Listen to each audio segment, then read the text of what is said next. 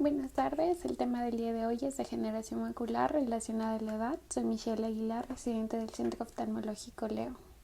Como una pequeña introducción, tenemos que saber que la degeneración macular relacionada a la edad es la causa más común de pérdida severa de visión en ambos ojos en personas mayores de 60 años.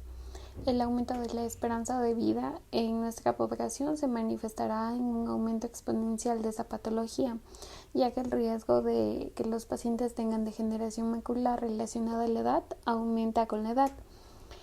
Aparte de eso, la mácula es un área pequeña de la retina posterior de 5 a 6 milímetros de diámetro, conocida como mácula lútea, por el color amarillo que imparten sus carotenoides, luteína y zeaxantina. Los carotenoides tienen propiedades antioxidantes y protegen a la mácula del componente azul de la luz, previniendo el daño fótico. La mácula presenta una depresión en el centro denominada la fovea, anatómicamente configurada para obtener la más alta resolución visual, como lo podemos observar en la figura número 1. Toda patología de la mácula afecta a la visión fina, como es de lectura o el reconocimiento de los rostros.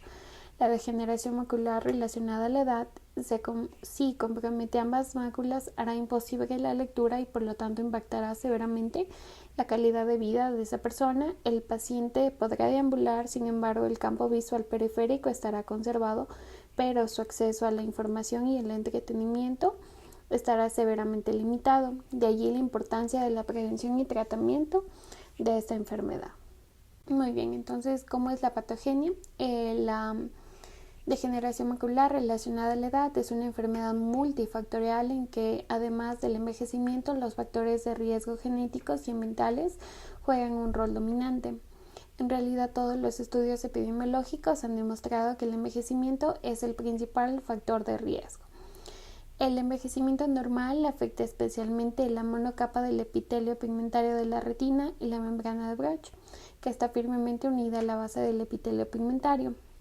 Bajo la membrana está la coriocapilar, que es una fina capa de capilares que nutre a los fotorreceptores, que son los conos y los bastones, ya que la fovea es avascular. Los nutrientes que vienen de la coriocapilar deben ser transportados de la coriocapilar a través de la membrana de Bruch y el epitelio pigmentario. Sin embargo, el epitelio pigmentario retinal tiene un rol esencial en la sobrevida de los fotorreceptores. Además de esto, los bastones desprenden los discos usados gastados al alba y los conos lo hacen al atardecer.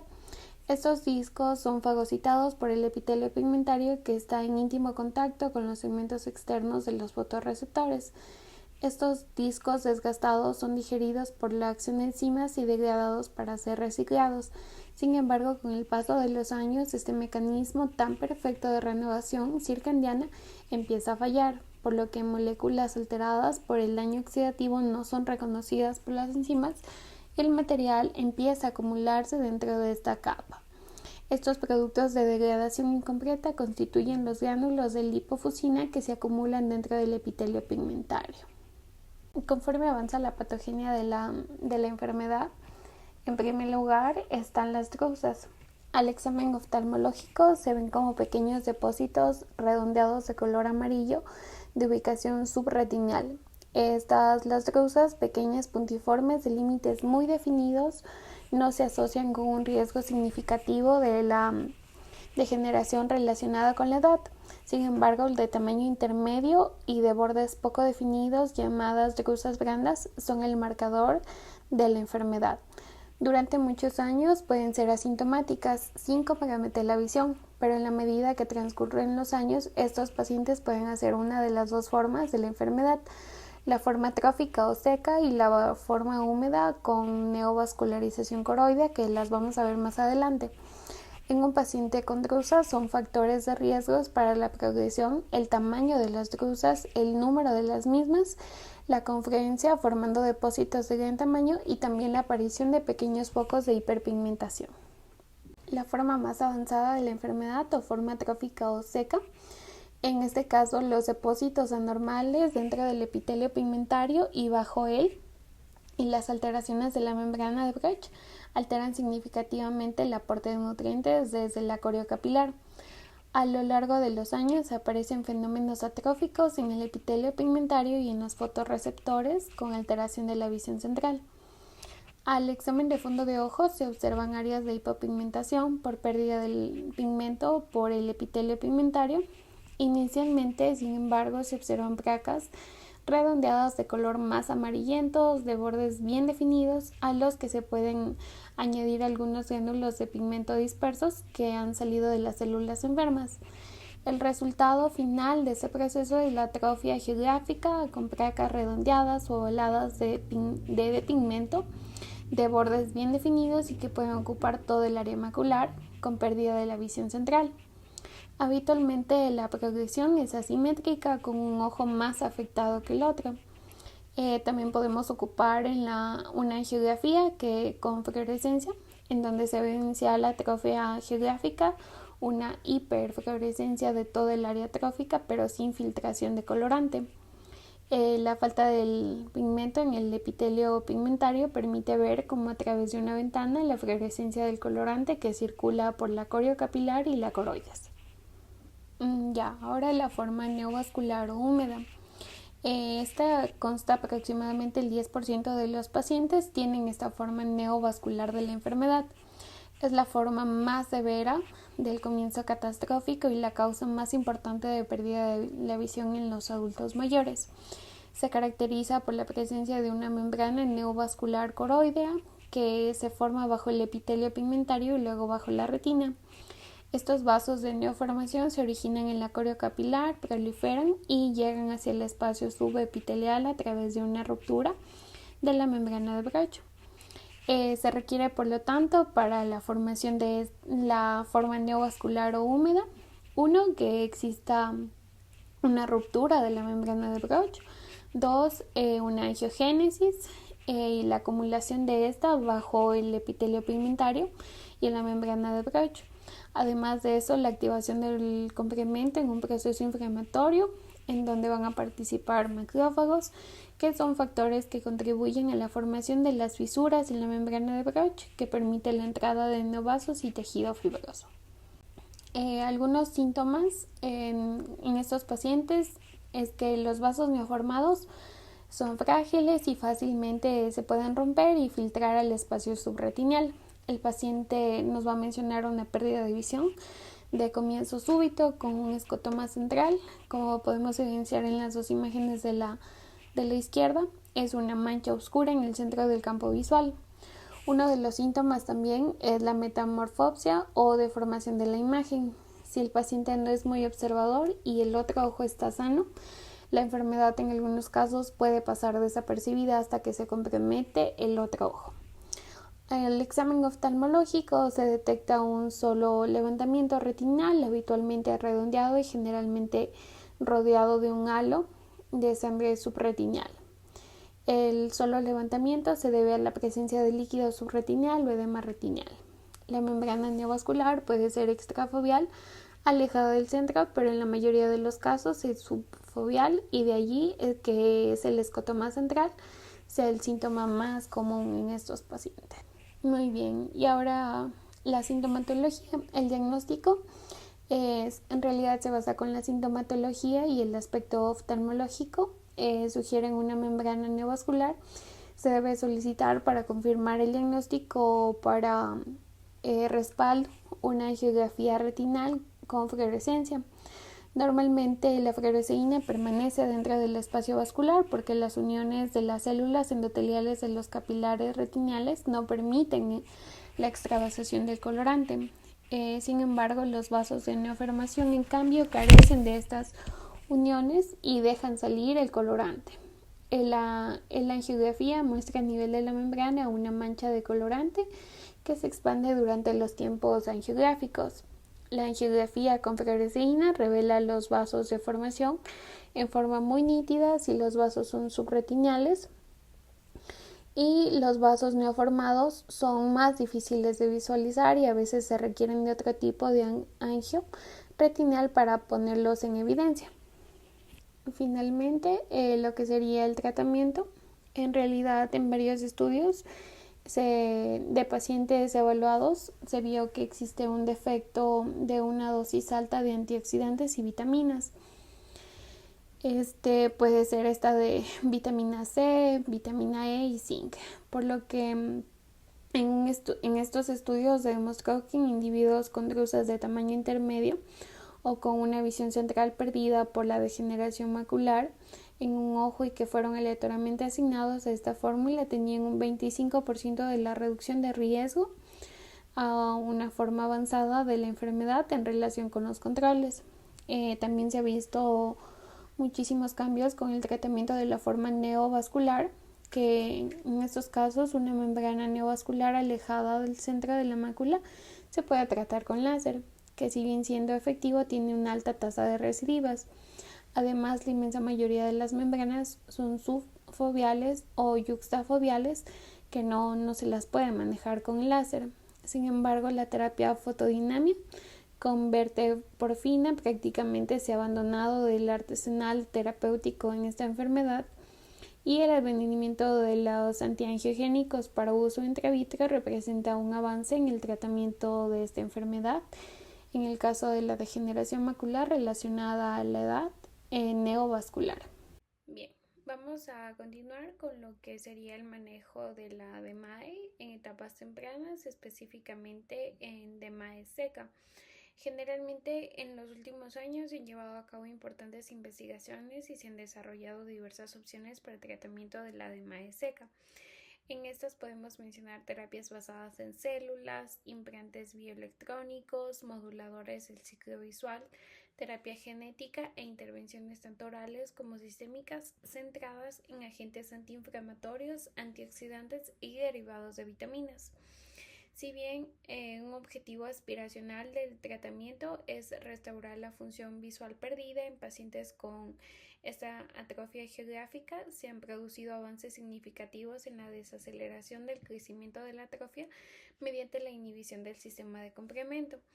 Entonces, de aquí podemos observar, este es uno de los estudios que vamos a mencionar a continuación, en donde se evidenció que el sistema del complemento en la atrofia geográfica. Para eso es importante mencionar que el complemento comprende alrededor de varias vías. Una está la vía clásica, que está activada por complejos antígeno-anticuerpo, la vía de lectinas, que está activada por polisacáridos presentes en microorganismos, y la vía alternativa, que experimenta tanto activación espontánea como activación por patógenos. Todas estas vías van a converger en la decisión del factor de complemento C3 en C3A, que induce inflamación, y C3B, que marca las células para la fagocitosis. En esta etapa, la cascada se inactiva en las células del huésped o continúa con la incisión del factor de complemento C5 en A y B. Con respecto al C5B, forma entonces complejos con factores del complemento que posteriormente desencadenan un complejo de ataque de membrana. Entonces todo esto, la activación descontrolada del sistema de complemento, se ha relacionado con el desarrollo y avance de la atrofia geográfica, al igual que la regulación positiva de varios factores del complemento, en los que podemos mencionar C3 y C5. Entonces, la formación de drusas también se ha vinculado con la sobreactivación de la vía del complemento.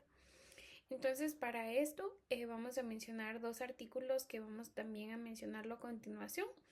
La FDA ya tiene listos o aprobó medicamentos que van a reducir la progresión de la atrofia geográfica en una forma avanzada. Entonces, para eso están los medicamentos. El Zyfor, que es inhibidor del complemento C3, y el Iservay, que es inhibidor del complemento C5.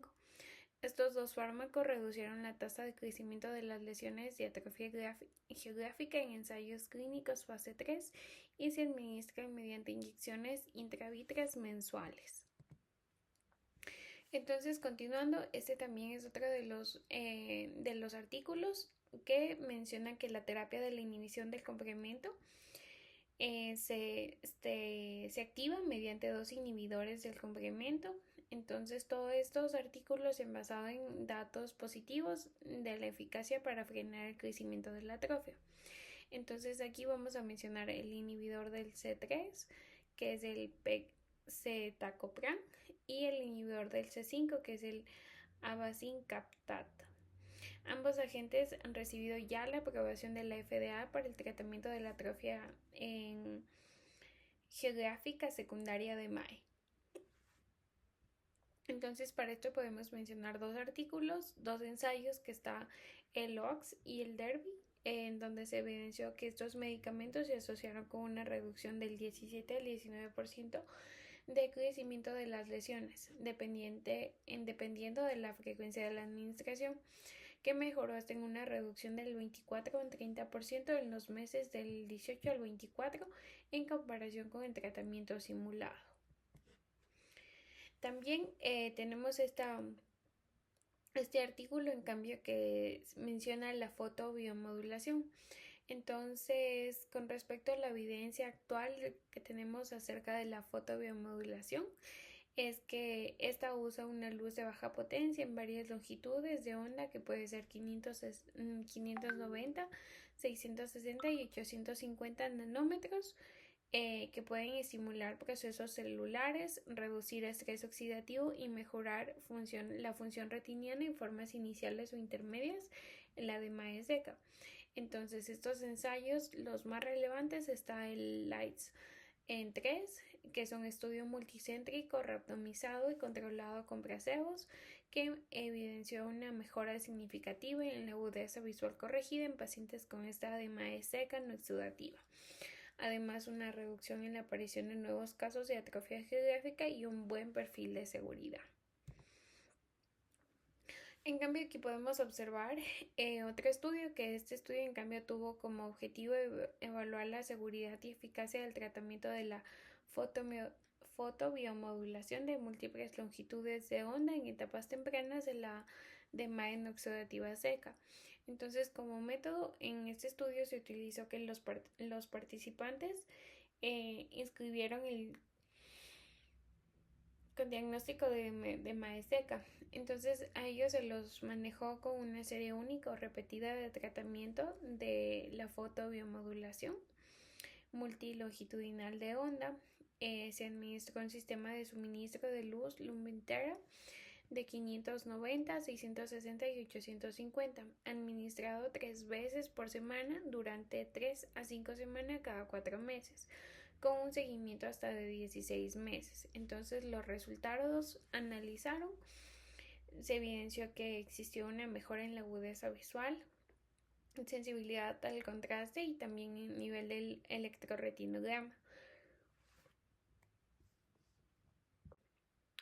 En cambio, para ir finalizando, tenemos otro de los estudios en donde se vio que en este estudio, en cambio, este informe de caso menciona el hallazgo de una mejora drástica en el volumen de las drusas y de la agudeza visual en un paciente de 73 años diagnosticado con DMAE, sometido a la fotobiomodulación diaria en el hogar junto con suplementos de AREDS2.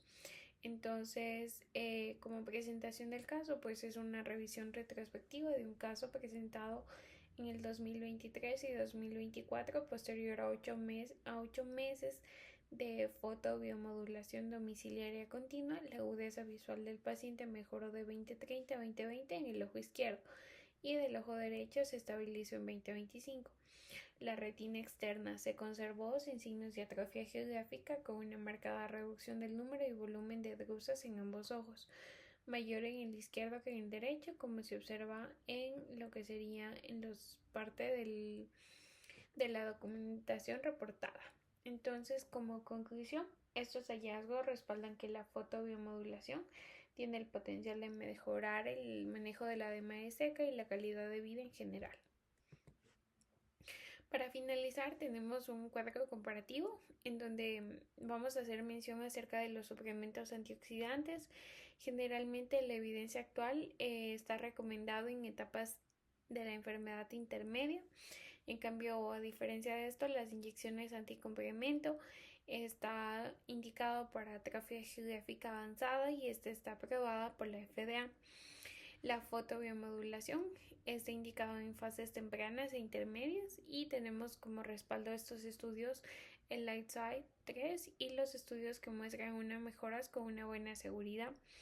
Y con respecto al apoyo y la rehabilitación visual, pues está indicada en cualquier etapa de la enfermedad